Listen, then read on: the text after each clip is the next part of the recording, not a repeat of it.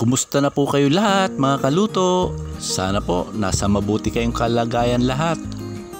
Ngayong araw na to ay magluluto tayo uli ng inabraw. Ang aking ilalagay namang gulay ay papaya, puso ng saging, sigarilyas at yung dahon ng malunggay mga kaluto. At magpriprito tayo uli ng tinapa mga kaluto. Siya po yung partner ng ating inabraw. Sasamahan ko lang din po siya ng sibuyas, luya at yung ating dried shrimp o kuros sa Ilocano. At yung gagamitin natin pampalasa ay yung ating bagoong isda. Siya nga pala mga kaluto, yung mga hindi pa nakapalo sa akin, pakipalo na lang din po ako. Maraming salamat. At pagkatapos pong mahiwa at mahimay-himay itong mga gulay ay atin lang umpisa ng pagluluto. Halina po kayo at samahan nyo na po ako.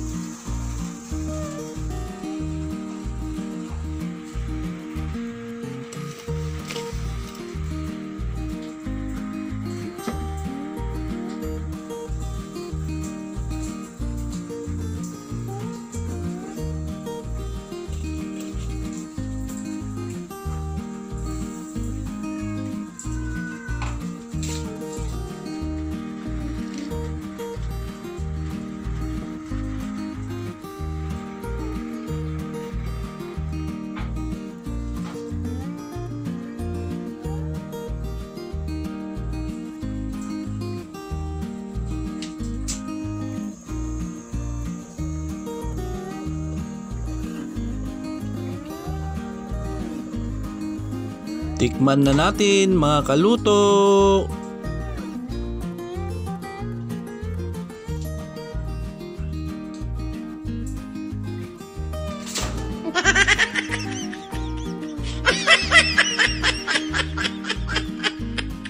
Yan mga kaluto, kakain na tayo. Bago tayo kumain, mag-pray muna tayo. Pasalamat muna tayo sa Diyos. Maraming salamat Ama sa pagkain ito. Linisin mo upang siya maging kalakasan ko, Panginoon. Salamat din sa mga biyayang pinagkaloob mo at yung buong araw na iniingatan mo kami sa aming mga buhay, Panginoon. Nagpapasalamat po kami. Maraming salamat. In Jesus' name we pray. Amen. Mga tayong, Garapsat! Uulam tayo ng inabraw na puso ng saging. Tapos meron tayong sigarilyas, meron tayong papaya, at meron tayong malunggay. Plus, tinapa.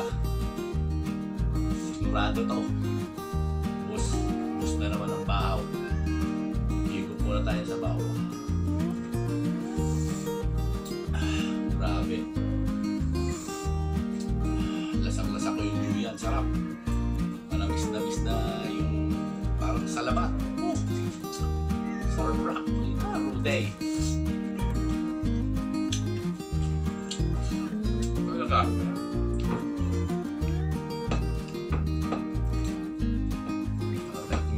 Ito yung tinapa. Sauce ruday. Sausaw suka.